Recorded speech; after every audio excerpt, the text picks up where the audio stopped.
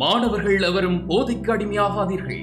அடிமையானவர்கள் மீண்டதாக சரித்திரமில்லை. எனவே உங்களையும் சமூகத்தையும் பாதுகாத்துக் கொள்ளுங்கள். உங்கள் நலன் கருதி கல்வி டிவி.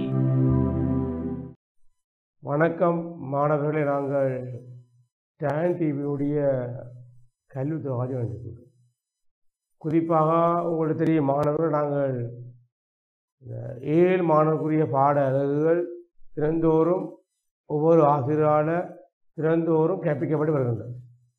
குறிப்பாக 7 கலைத்துறை எடுக்கின்ற கலைத்துறையை ஒரு பாடம் எடுக்கின்ற மாணவர்களுக்கான வகுப்புகள் தினந்தோறும் கல்வி தொலைக்காட்சி ஊடாக ஒளிபரப்பட்டு வருகின்றது. அதன் அடிப்படையில் ஒரு மாணவர்களை 7 கலைத்துறையில் நிறைய பாடங்கள் இருக்கின்ற மாணவர்கள். அந்த நிறைய பாடங்களில் நாங்கள் வரலாறு என்ற பாடம்தான் கடந்த வகுப்பு வாரம். அதிலும் அதிகமான மாணவருடைய வேண்டுகோள் கிடங்க நாங்கள் ஐரோப்பிய வரலாறு எனப்படுகின்ற ஒரு பாடத்தான் தினந்தோறும் பகிர்ந்து வருகின்றோம். அது ஐரோப்பிய வரலாறு என்னும்போது நாங்கள் கடந்த கால நிறைய வகுப்புகளில் ஐரோப்பிய தொடர்பான நிறைய விடயங்களை நாங்கள் பார்த்துருக்கோம். குறிப்பாக இறுதியாக நாங்கள் பார்த்த விடயம் மாணவர்களே, இந்த ஐரோப்பாவில் ஏற்பட்ட நாடுகான் பயணங்கள். நாடுகா பயணங்கள் என்றால் என்ன, நாடுகா பயணங்களில் ஏற்பட்ட காரணங்கள், நாடுகா ஈடுபட்ட நாடுகள், குறிப்பாக போர்த்துகீஸ், இஸ்பானியர்கள், இங்கிலாந்து, பிரான்ஸு அடிப்படையில் பார்த்தோம். அதுபோல் நாடுகா பயணம் ஏற்பட்ட விளைவுகள் என்று நாங்கள் நிறைய விடயங்கள் கடந்த வகுப்பிலிருந்து பார்த்துறாங்க மாணவர்கள். அதனுடைய தொடர்ச்சியான ஒரு வகுப்பு தான் இந்த வகுப்பு. குறிப்பாக இன்று நாங்கள் பார்க்க போகிறது மத சீர்திருத்தம். ஐரோப்பாவில் நாடுகான் பயணங்கள் ஏற்பட்டதன் விளைவாக ஏற்பட்ட ஒரு பாரி ஒரு மாற்றம் தான் இங்கே. குறிப்பாக சமய சீர்திருத்தம், அது மத சீர்திருத்தம். அது மத சீர்திருத்தம் என்னும்போது எப்படி ஏற்பட்டது, அது வித்திட்ட யார், ஐரோப்பா நிலவரம் என்ன போன்ற பல விடயங்களை நாங்கள் சமய சீர்திருத்தத்தின் ஊடாக பார்க்க போகின்றோம். தொடர்ச்சியாக கவனிக்க வானவனை கவனிங்கள். சமய சீர்திருத்தம் பாருங்கள், அறிமுகம். மறுமலர்ச்சி விளைவாக ஏற்பட்ட மாற்றம். அடுத்தது கிறிஸ்தவ மதத்தை புனிதப்படுத்தும் செயற்பாடு சமய சீர்திருத்தம். 1917ஆம் ஆண்டு பின் பல மத கோட்பாடு பிறகும் அவை மறுமலர்ச்சி விளைவாக ஏற்பட்ட ஒரு பாரிய ஒரு மாற்றம்தான் இந்த மத சீர்திருத்தம்.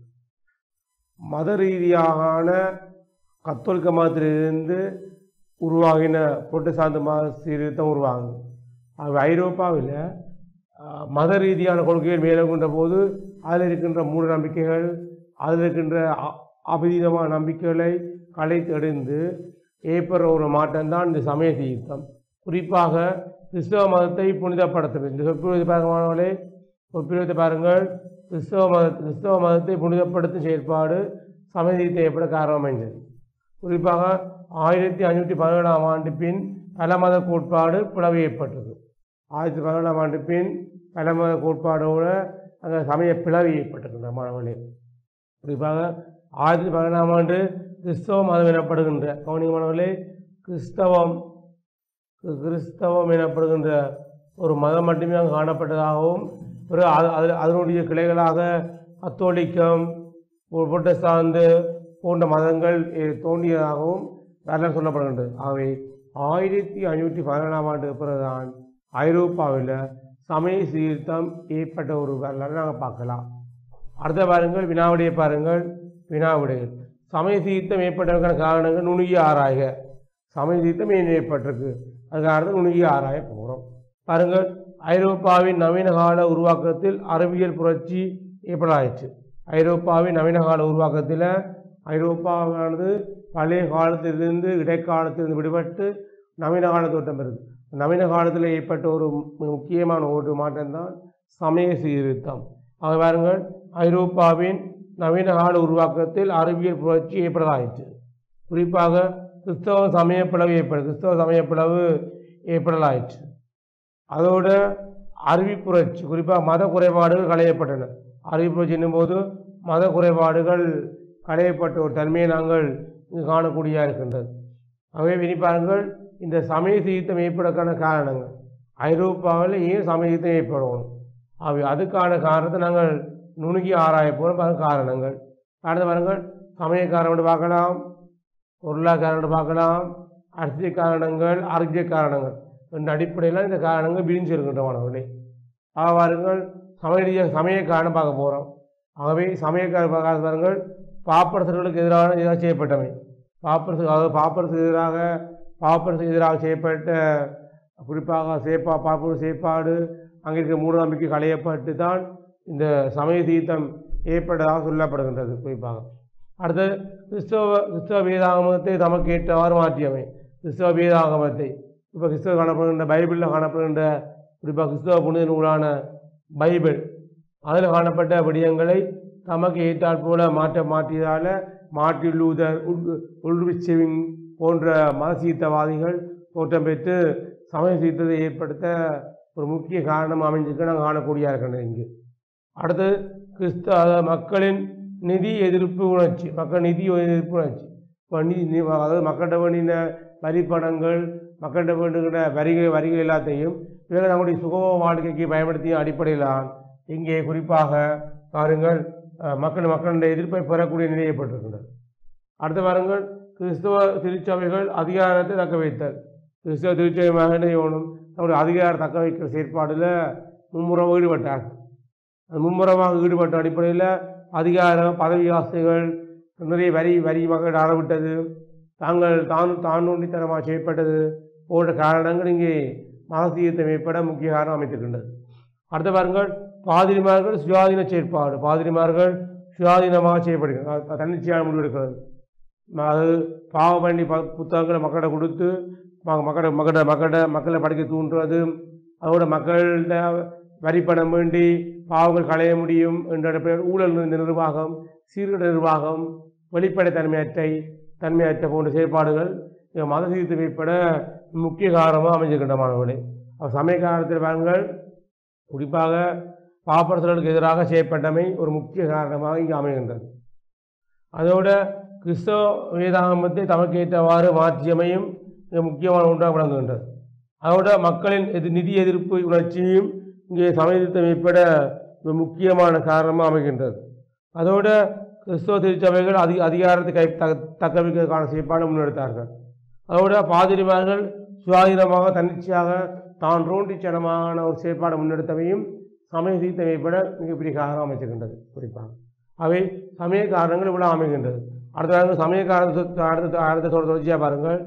அவை ஐரோப்பாவில் சமய சீர்திருத்தம் ஏற்படுவதற்கான சமய காரணங்கள் இப்போ பார்த்துட்டு வரணும். சமய காரணங்கள் இங்கே நிறைய இருக்கின்ற சமய காரணம் பார்க்க போகணும்.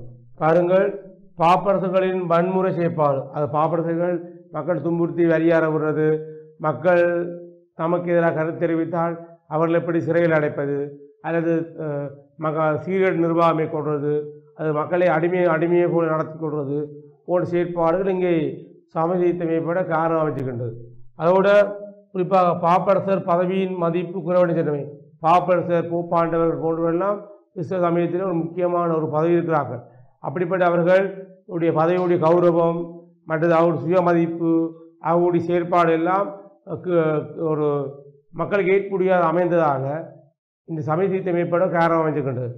அதோட ஒரே தடவையில் பல பாப்பரசுகள் தியானம் பெறல். அப்போ பாப்பரசுகள் இன்றைக்கி அதிக மெயின் காரணமானவர்களே மக்கள்கிட்ட பைபிளை கொடுத்து அல்ல பாவமன்னி பத்திரத்தை கொடுத்து அவர் நிறைய வரியை பெற்றுக்கொள்ளலாம், ஊழல் செய்யலாம், நிறைய பணம் சம்பாதிக்கலாம் என்ற அடிப்படையில் நிறைய பாப்பரசர்மார்கள் இதுக்காண்டி தோட்டம் பெற்றார்கள் ஐரோப்பாவில். அதாவது நிறைய பாதிரிமார்கள் குறிப்பாக பாப்பரசுகள் ஒரே தடவையில் தாங்கள் பாப்பரசராக பதவியேற்றதாக அங்கே உண்மையான பாப்பரசருக்கு ஒரு மதிப்பு இல்லாமல் போச்சு. யார் உண்மையான பாப்பரசர், யார் சமய ரீதியான கொள்கை பரப்புகிறார், யார் மக்களுடைய குலங்களை தீர்க்கிறார் என்று தெரியாமல் போச்சு. அவங்க போய் நிறைய பாப்பரசர் திட்டமிட்டதால் மக்கள் மத்தியில் மிகப்பெரிய குழப்பம் ஏற்பட்டது. அந்த குழப்பத்தினுடைய அடுத்த கட்டமாகத்தான் மக்கள் சமய சீர்திருத்தம் மக்கள் அதிலிருந்து விலகி சமய சீர்திருத்தத்தில் ஈடுபடுகின்றார்கள். அடுத்து பாருங்கள் பாப்பரசர் பதவி தொடர்பாக இருந்த மோதல்கள். பாப்பரசர் பதவி தொடர்பாக இருந்த மோதல்களும் இங்கே சமய சீர்திருத்தம் ஏற்பட முக்கிய காரணம் அமைக்கின்றது. குறிப்பாக பாப்பரசர் பதவி தொடர்பாக இருந்த மோதல்கள், அதில் காணப்பட்ட குறைபாடுகள் போன்றவும் இங்கே சமய சீர்திருத்தம் ஏற்பட முக்கிய காரணமாக அமைகின்றது. அடுத்து பாருங்கள் அப்போ இவ்வளவு பார்த்துனாங்க. பாருங்கள் இவ்வளவு மாணவர்கள் பார்த்தாங்க சமய காரணங்கள் நிறைய பாதுகாமானவர்கள். ஆகவே நீங்கள் பரீட்சைகள் தயார்படுத்திய மாணவர்களே, நீங்கள் ஐரோப்பாவில் மத சீர்திருத்தம் அல்லது சமய சீர்திருத்தம் இப்படி காரணங்களை நாங்கள் வகைப்படுத்தலாம். அதில் நாங்கள் சமய காரணத்தை முதல் பார்க்குறோம். அது நிறைய காரணம் பார்த்தாங்க. தொடர்ச்சியாக பாருங்கள், பாப்பரசர்களுடைய வன்முறையான செயற்பாடு, பாப்பரசர்கள் பதவியிலிருந்து பாப்பரசர் பதவியினுடைய மதிப்பு குறைவடைந்தமை, அதோட ஒரே தடவையில் பல பாப்பரசர்கள் தியானம் பாப்பரசராக தரம் உயர்த்தப்பட்டமை, கடைசியாக பாப்பரசர் பதவி தொடர்பாக இருந்த மோதல்கள், இவ்வாறான பல காரணங்கள் ஐரோப்பாவில், குறிப்பாக ஐரோப்பிய தேசத்தில் ஐரோப்பிய நாடுகளிடையே மத ரீதியான உட்பூசல் ஏற்படுவதற்கும், இக்காலத்தில் சமய ரீதியான முரண்பாடுகள், சமய ரீதியான போர்கள் ஏற்படுவதற்கும் இந்த மத சீர்திருத்தம் மிக ஒரு தூண்டுகோலாக அமைந்தது என்பதை கவனிக்க வேண்டுமானவர்களே. அடுத்த பாருங்கள், பொருளாதார காரணங்கள். பாருங்கள், பொருளாதார காரணங்கள். வரி தொடர்பாக மக்களிடம் ஏற்பட்ட எதிர்ப்பு, வரி தொடர்பாக மக்களிடம் ஏற்பட்ட எதிர்ப்பு, அதோட பல நாட்டு வரி ரோமுக்கு அனுப்ப வேண்டி ஏற்பட்டமை, திருச்சபையிடம் அதிகளவான பணமும் நிலமும் காணப்பட்டது, பாவமன்னி பத்திரங்களை விற்பனை செய்தல். அப்போ இப்போ நாங்கள் சமயக்காரனை பார்த்துட்ட மாணவர்களே. அடுத்து நாங்கள் பார்க்க போகிற பொருளாதாரங்கள். பாருங்கள், வரி தொடர்பாக மக்களிடம் ஏற்பட்ட எதிர்ப்பு, நிறைய வரி வேண்டது, நம்ம சொன்ன போல நிறைய வரி வேண்டது, பாவமன்னி பத்திரத்தை நிறைய பணம் கொடுக்கணும் மக்கள் ஆபரசர்களுக்கு அல்லது அரசர்களுக்கு. அதோட மக்களுடைய உழைப்பின் பெரும்பகுதியெல்லாம் அங்கே வரியை செலுத்தப்படுகின்றது. குறிப்பாக மக்கள் தாங்கள் உழைக்கின்ற பெரும்பகுதியை பாப்பரசர்களுக்கும் பிரபுக்களுக்கும் ஏன் மன்னர்களுக்கு கூட வரியை செலுத்த வேண்டிய ஒரு சூழ்நிலை மக்களுக்கு ஏற்பட்டது. அவை மக்களுடைய உழைக்கின்ற பெரும்பாலான பணம் வரியை அறவிட்டது. மக்கள் மத்தியில் குழப்பத்தை சந்தேகம் ஏற்படுத்துது. ஆகவே பணத்தை மையப்படுத்தி ஊழல் நிறைந்த நிர்வாகம் இடம்பெற்றதான மக்கள் வேறு சமயத்தில் ஆடுகின்ற போதுதான் மார்ட்டின் லூதர், உல்ரிச் செவிங்கிலி போன்ற சமய சீர்திருத்தவாதிகள் சமய சீர்திருத்தத்தில் மும்முரமாக ஈடுபட்டார்கள். அடுத்து பாருங்க, பாவமன்னி பத்திரங்களின் விற்பனை. பாவமன்னி பத்திரங்களின் விற்பனை கூட இடம்பெற்றிருக்கின்றது. ஆகவே பாவமன்னி பத்திரம், அதாவது அதிகமான பாவமன்னி பத்திரங்கள் எழுதி அதை படிப்பதன் மூலம் மக்கள் பாவத்தில் விடுபடலாம் என்ற ஒரு மூட நம்பிக்கைகள் மக்களோட புகுத்தி அதன் மூலம் வரிகளை பணங்களை சம்பாதித்து தாங்கள் ஒரு சுகபோக வாழ்க்கையை வாழ்ந்த ஒரு நிலைமைதான் காணப்பட்டிருக்கின்றது. ஆக நாங்கள் அரசியல் காரணங்கள், இப்போ சமய காரணங்கள் பார்த்துனாங்க, அவரோட பொருளாதாரம் பார்த்துனாங்க. மூன்றாவது பார்க்க போகிற கவனிங்கள் அரசியல் காரணங்கள். பாருங்கள், பாப்பரசர்களுக்கும் பாதிரிமார்களுக்கும் இடையில் அதிகார போட்டி ஏற்பட்டவை. பாப்பரசர்களுக்கும் பாதிரிமார்களுக்கும் இடையிலே அதிகார போட்டி. பாப்பரசர்கள் எல்லாம் உயர்ந்த பதவி இருக்கிறார்கள், அதுக்கு கீழே வேலை செய்கிறார்கள், அதுக்கு கீழே பணிவிடை செய்கிறார்கள்லாம் பாதிரிமார்கள். அவைக்கிடையிலே ஒரு போட்டி ஒன்று ஏற்படுது. பாப்பரசர்கள் நிறைய பணம் சம்பாதிக்கிறது, ஊழல் நிர்மாணம் செய்கிறது, அவர்கள் சுக வாழ்க்கை வாழ்கிறதை பார்த்து பாதிரிமார்களுக்கு பொறாமை போட்டி தன்மை ஏற்படுது. தாங்களும் அந்த நிலைக்கு வருவதற்காண்டி நிறைய பாதிரிமார்கள் பாப்பரசர்களாக தியானம் எடுத்துக் கொள்கிறார்கள். இப்படி அரசியல் ரீதியாக உட்பூசல்கள், சமய ரீதியான முரண்பாடுகள், தாங்கள் சுக வாழ்க்கை வாழணும், சமயத்தை வச்சுக்கொண்டு ஊழல் நிர்வாகம் செய்கிறது, இப்படிப்பட்ட காரணங்கள் அங்கே குறிப்பாக சமய சீர்திருத்தத்தை விட முக்கிய காரணமாக அமைகின்றது. அடுத்தவர்கள் ஆட்சியாளர்களில் சர்வதிகார போக்கு கட்டாய கொள்கை. ஆட்சியாளர்களில் சர்வதிகார போக்கும் கட்டாய கொள்கை. ஆட்சியாளர்கள் சர்வதிகார ஆட்சி முன்னெடுக்கிறது, அல்லது தாண்டோடு தரமான முடிவெடுக்கிறது, பொது மக்களுடைய நன்மை கருதி அல்லாமல் பாப்பரசருடையதும் பிரபுக்களுடையதும் நன்மை கருதியும் ஆட்சியை முன்னெடுக்கிறது. ஆட்சியாவுடைய சப்போர்ட்டு பாப்பரசர்கள் காணப்பட்டபடியால் பாப்பரசர்கள் துணிந்து மக்கள்கிட்ட பாவமன்னி பத்திரத்தை விற்று நிறைய வரி வேண்டிக்கணும். அதை விட பாவமன்னி பத்திரத்தின் ஊடாக மக்கள் தங்களுடைய பாவங்களை களைய முடியலாம் என்ற ஒரு நம்பிக்கையை மக்கள் வந்து விதைச்சு இப்படிப்பட்ட ஒரு சூழ்நிலைதான் அங்கே சமயத்தை ஏற்படுவதற்கான வாய்ப்பு அங்கே ஏற்படுத்தி கொடுக்கிறது. அடுத்த வாரங்கள் அரசியல் தகராறுகளும் அரசியல் போட்டிகளும் ஏற்பட்டது. அரசியல் தகராறுகள், வன்முறைகள், ஆட்சியாக கைப்பற்றுவது, பாப்பரசர்களால் பதவியேற்றது, தாங்கள் சுக வாழ்க்கை வாழணும், தங்களுடைய தனிப்பட்ட வாழ்க்கையிலே பாதிமார்கள் போப்பாண்டவர்கள் எல்லாம் கவனித்திருக்கிறார்களுடைய மக்களுடைய நிம்மதியான வாழ்வுக்கு, மக்களுடைய மகிழ்ச்சியான வாழ்வுக்கு அவர்கள் துணை புரியவில்லை. அவை இவ்வாறான அடிப்படையில் அங்கே சமய சீர்திருத்தம் என்ற கொள்கையானது முழுக்கப்பட்ட தன்மையாக காணக்கூடிய இருக்கின்றது. ஆகவே நாங்கள் அரசியல் சமயக்காரனை பார்த்துனாங்க, அவரோட பொருளாதாரம் பார்த்தாங்க. இப்போ நாங்கள் பார்த்து முடித்தது அரசியல் காரணங்கள். அரசியல்காரன் பாருங்கள், பாப்பரசர்களுக்கும் பாதிமார்களுக்கும் இடையிலான அதிகார போட்டி ஏற்பட்டமை, அதோட ஆட்சியாளர்களின் சர்வதிகார போக்கும் கட்டாய கொள்கையும் காணப்பட்டுள்ளது, அதோட அரசியல் தகராறுகளும் அரசியல் போட்டிகளும் ஏற்பட்டமை, இவ்வளவு அரசியல் காரணங்கள். அடுத்து பாருங்கள் அறிவியல் காரணத்தை பாருங்கள், அறிவியல் காரணத்தை பாருங்கள், அறிவியல் காரணத்தை பாருங்கள், அறிவியல் காரணத்தை பாருங்கள், அறிவியல் காரணத்தை பாருங்கள், அறிவியல் காரணம் பாருங்கள். மக்களிடம் பகுத்தறிவாக சிந்தனை வளர்ச்சி அடைந்தது. மக்கள் மானிய முறை காலத்தில் ஒரு சிறந்த ஒரு நிர்வாகம், சிறந்த ஒரு வாழ்க்கையை வாழவில்லை மாணவர்களே. மக்கள் அடிமை முறையான வாழ்க்கை பிறப்புகளுக்கு கீழையும், குறிப்பாக பிறப்புகளுக்கு கீழே, அதோட மன்னர்களுக்கு கீழே, பாப்பரசுக்கு கீழே அடிமை முறையான வாழ்க்கை வாழ்ந்தார்கள். ஆனால் அங்கே மறுமலர்ச்சி செய்யப்பட்டு நாடுதமாக தோற்றப்பட்ட வழியாலையும், அங்கே அறிவியல் ரீதியான வளர்ச்சி ஏற்பட்ட வழியாலையும், குறிப்பாக மக்களிடம் அறிவியல் வளர்ச்சி அடைந்தால பகுத்தறிவாக சிந்தனைகள் மேலோங்க தன்மையை நாங்கள் காணக்கூடிய இருக்கின்றது. அதோடு இடைக்காலத்தில் பல்கலைக்கழகங்களின் தாக்கம், இடைக்காலத்தில் பல்கலைக்கழகங்களுடைய தாக்கங்களும் அங்கே சமய ரீதியான ஒரு விடை ஏற்பட காரணம் இருக்குது. இடைக்காலத்தில் குறிப்பாக இடைக்காலத்தில் பல்கலைக்கழகம் தோற்றப்படுது.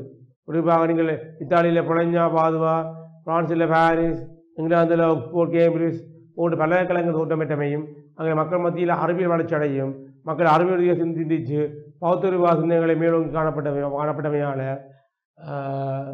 குறிப்பாக மக்கள் மக்களோடு காணப்பட்ட மூடநம்பிக்கை களையப்பட்டு மக்கள் புதிய சிந்தனையின் பால் ஈர்க்கப்பட்ட தன்மையை நாங்கள் காணக்கூடிய இருக்கின்றது. அடுத்த பாருங்கள் கல்வித்துறை வளர்ச்சி, கல்வித்துறை விருத்தி ஏற்பட்டிருக்கின்றது. கல்வித்துறையில் அதிகமான விருத்தியும், கல்வித்துறை காணப்பட்ட அதிகமான கல்வித்துறையும் கல்வி வளர்ச்சி அடைந்த வழியால் குறிப்பாக மத்திய வகுப்பினர்கள் தோற்றப்பட்டிருக்கிறார்கள். குறிப்பாக லோரன்ஸ் அல்மீதி, குறிப்பாக மெடிசி குடும்பம், இந்த மெடிசி குடும்பம் கல்விக்கும் கலைகளுக்கும் ஆதரவு வழங்கிய வழியால் இலக்கியங்கள் மற்றது இலக்கணங்கள் அறிவியல் ரீதியான விடயங்கள் தோற்றப்பட்ட வழியால் மக்கள் அறிவியலை சிந்தித்தார்கள். விஞ்ஞானம் வளர்ச்சி அடைந்திருக்கின்றது, மருத்துவம் வளர்ச்சி அடைந்திருக்கின்றது, இலக்கியம் வளர்ச்சி அடைந்திருக்கின்றது. மக்கள் உலக விடயங்களை, உலகத்தில் காணப்பட்ட விடயங்களை அறிய தொடங்கிய வழியால் காலங்காலமாக காணப்பட்ட சமய ரீதியான மூடநம்பிக்கைகள் மக்கள் மத்தியிலிருந்து களையப்பட்டு அது புதுசாக ஒரு உதயமான ஒரு தன்மையான சமய சீர்த்து காணக்கூடிய இருக்கின்றது. அடுத்த வாருங்கள் ஐரோப்பாவில் சமய சீர்த்து ஏற்பட்ட நாடுகளின் சமய வளர்ச்சி நிலைகளை ஆராய்க.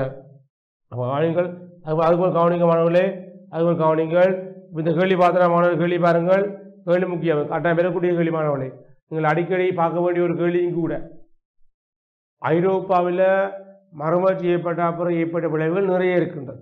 அதில் குறிப்பாக சமய ரீதியான மாற்றம் அல்ல விளைவு முக்கியம், சமய சீர்திருத்தமும் முக்கியம்.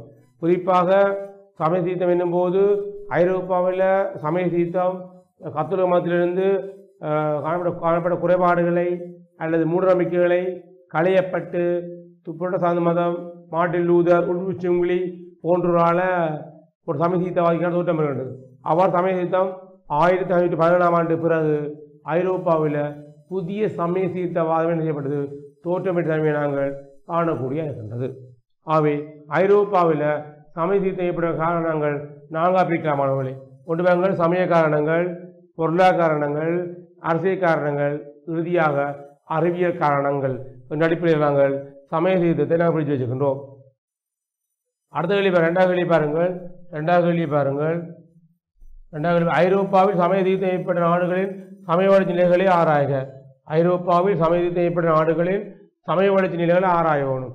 ஐரோப்பாவில் சமய சீர்திருத்தம் ஏற்பட்ட நாடுகளில் ஐரோப்பாவில் சுவிட்சர்லாந்து, இத்தாலி, இங்கிலாந்து போன்ற நாடுகள்லாம் சமய சீர்திருத்தம் மும்முரம் ஏற்பட்டது. அப்படி சமய சீர்திருத்தம் ஏற்பட்ட நாடுகளின் சமய வளர்ச்சியில் எப்படி இருக்கின்றது, சமய ரீதியாக எப்படி வளர்ச்சி அடைந்திருக்கின்றது என்பதோட பார்த்தா இந்த வினாவில் பார்க்க போகிறோம். பாருங்கள், ஜெர்மனியில் சமய சீர்திருத்தம் தோற்றப்பட்டிருக்கின்றது, சுவிட்சர்லாந்து சமய தோற்றப்பட்டிருக்கின்றது, இங்கிலாந்து சமய தோற்றப்பட்டிருக்கின்றது, பிரான்ஸ் சமய தோற்றப்பட்டிருக்கின்றது. அவை சமய சீர்திருத்தம் என்பது தோற்றமிட்டதால் சமயமானது சீர்திருத்தப்பட்டதால் அங்கே ஜெர்மனி, இங்கிலாந்து, சுவிட்சர்லாந்து, பிரான்ஸ் போன்ற நாடுகள் சமய சீர்திருத்தத்தில் ஒரு முன்னணி தன்மையை நாங்கள் காணக்கூடிய இருக்கின்றது. அடுத்தவரை பாருங்கள், மூன்றாவது பாருங்கள். சமய சீர்திருத்தம் ஏற்பட்டதற்கான காரணங்களை குறிப்பிட்டு அதன் பரவல் தொடர்பாக ஒரு கட்டுரை எழுதுக. சமய சீர்திருத்தம் ஏற்பட்ட காரணங்கள் என்ன காரணம், என்று பார்க்க போகிறோம். அது தொடர்பாக ஒரு கட்டுரை வேலை கேட்டான் எழுத போகிறோம்.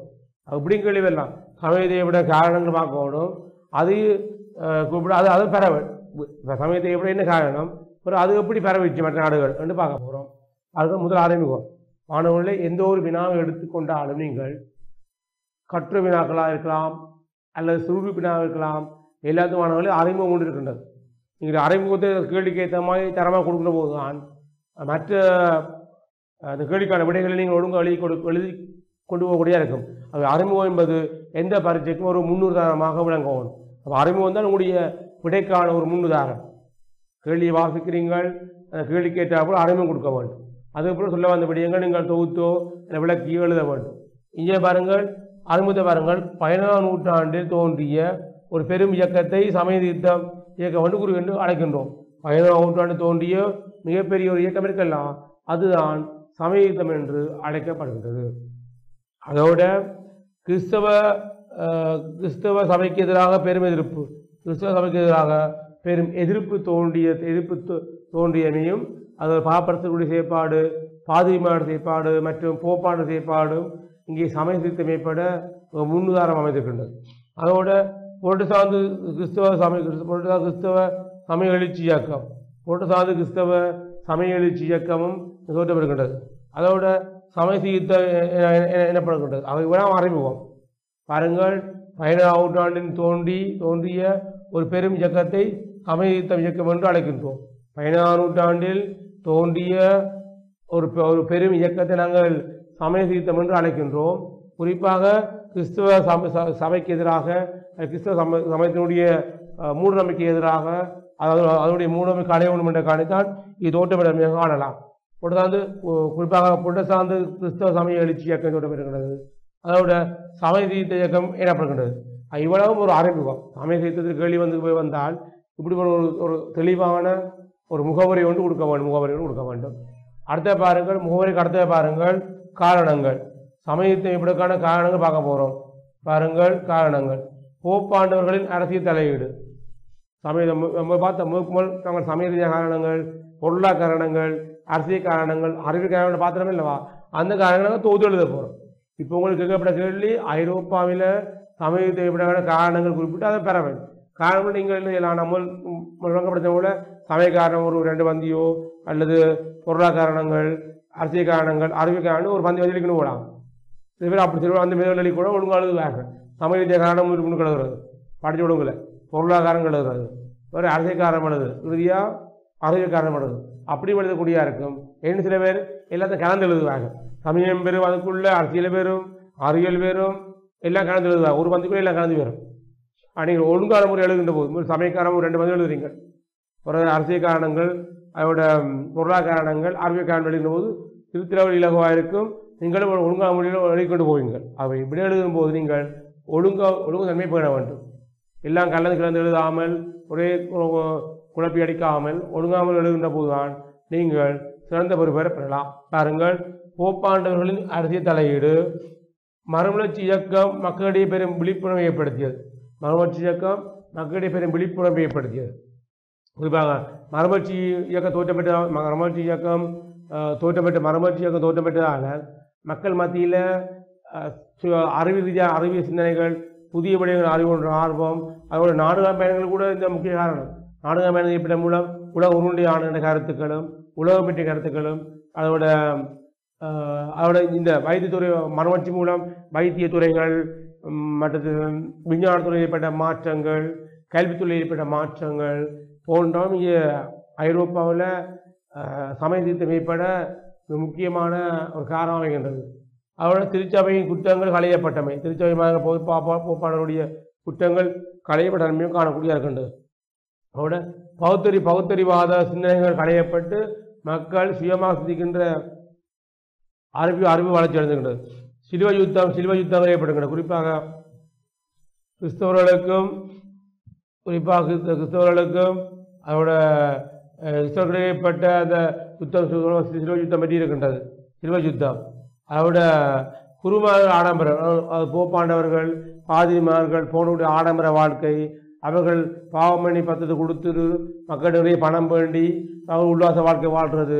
இது மக்கள் மத்தியில் காலப்போக்கில் மக்கள் மத்தியில் அறிவியல் வளர்ச்சி அடைந்தவர்கள மக்கள் அந்த சமய சீர்திருத்தத்தில் உள்வாங்கப்படுகின்றார்கள். அடுத்தவர்கள் பாவமணி பத்திர விற்பனை இப்போ மார்ட்டின் லூதர் என்பவர் பாவமணி பத்திரத்து விற்பனைக்கு எதிராக குரல் கொடுத்திருக்கின்றார்.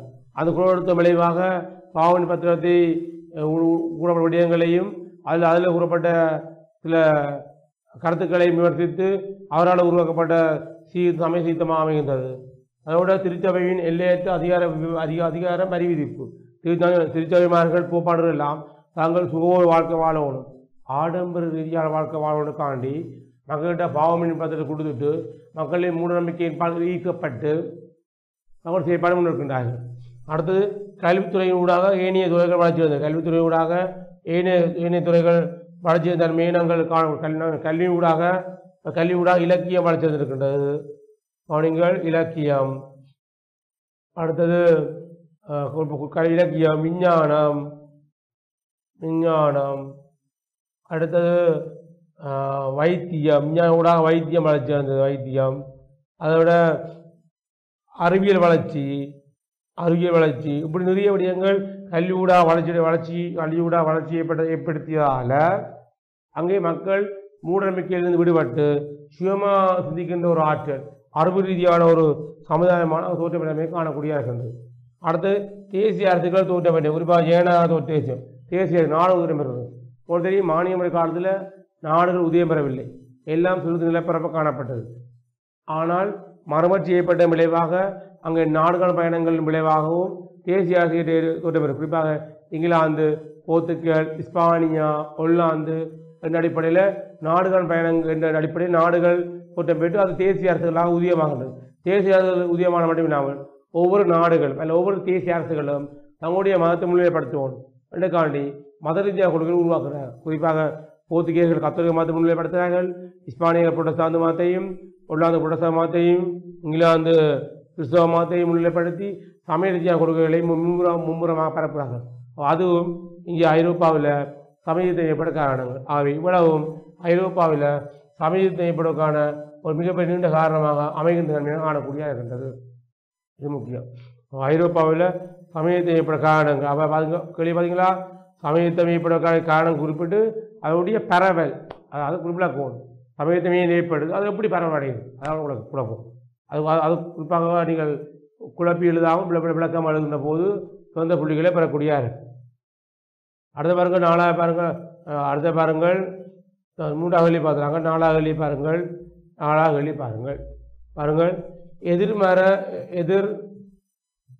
எதிர்மத சீர்திருத்தத்தின் இயல்புகளை வரிசை செய்க. பாருங்கள், கத்தோலிக்க மதத்தை பாதுகாப்புக்காக உருவாக்கப்பட்ட அமைப்பே எதிர்மறை சீர்திருத்தமாகும். ஒரு 14ஆம் நூற்றாண்டு பின் தோன்றியது. ஐரோப்பாவில் கத்தோலிக்க மத அமைப்புகள் சபை அமைப்பின் முக்கியத்துவம் அன்பின் மூலமும் சேவை மூலமும் மக்களை கவர்ந்தன. இன கூஷன்கள் அமைப்பு. அப்போ எதிர்மத சீர்திருத்தம், அதென்ன எதிர்மத சீர்திருத்தம் என்று சொன்னால், ஐரோப்பாவில் ஆரம்ப காலத்தில் கத்தோலிக்க மதம் மட்டும் தான் காணப்பட்டது.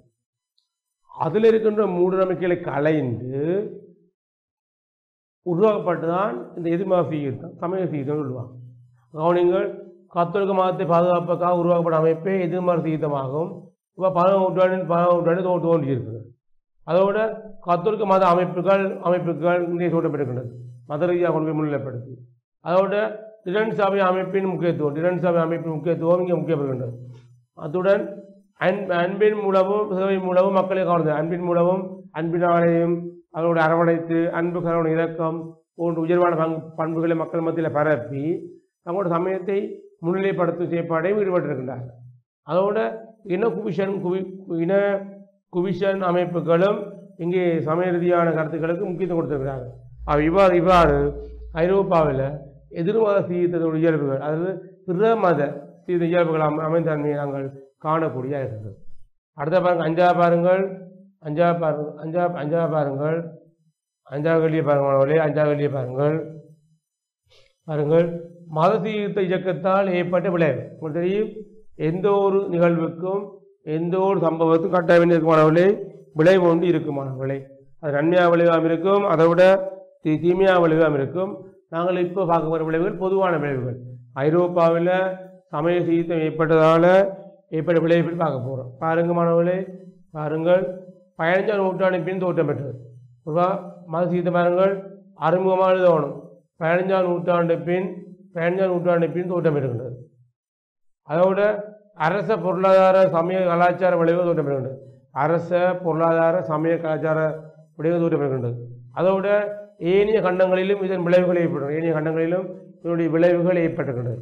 குறிப்பாக ஐரோப்பாவுடைய குடிநாடு விளங்கின ஆசியா, ஆப்பிரிக்கா, லத்தீன் அமெரிக்கா, வட அமெரிக்கா, தென் அமெரிக்கா என்ற எல்லா கண்டங்களுக்கும் இந்த சமய சீர்திருத்தமானது எடுத்து வரப்பட்டு அங்கே கூட சமய ரீதியான போட்டியில் ஏற்பட காணக்கூடிய இருக்கின்றது. அதோட பிற மதங்கள் பிற மதங்கள் கத்தோலிக்கம், ஆசி, நுண்ணாசி போன்ற அடிப்படையில் சமய தோற்றம் பெறுகிறது. அவை இவ்வாறு நிறைய காரணம் இருக்கின்ற மாணவர்களே. அவை ஐரோப்பாவில் எதிர்மறை சீர்திருத்தம் நாங்கள் பார்த்தாங்க மாணவர்களே. அவை நீங்கள் தொடர்ச்சியாக நாங்கள் சமய சீர்திருத்தம் பற்றி பார்த்தாங்க. சமயத்தோட என்ன, அதோட காரணங்கள் என்ன, அதோட பரவல் என்ன, சமயத்தில் ஏற்பட்ட விளைவுகள் என்று நாங்கள் பார்த்தாங்க. அவருடைய எதிர்மறை சீர்திருத்தம் என்ற என்ன, அவருடைய இயல்புகள், அவரோட மத சீர்திருத்தம் ஏற்பட்ட விளைவு என்று நாங்கள் நிறைய விட பார்த்துக்குவோம். தொடர்ச்சியாக நாங்கள் இந்த சமயத்தினுடைய தொடர்ச்சியாக விளைவு நாங்கள் பார்க்கலாம் மாணவர்களே. நன்றி, வணக்கம் மாணவர்களே. கல்வி டிவியில் புத்தம்புது நிகழ்ச்சிகளை உடனுக்குடன் பார்த்து மகிழ எமது Facebook மற்றும் YouTube பக்கத்தை லைக் செய்யுங்கள்.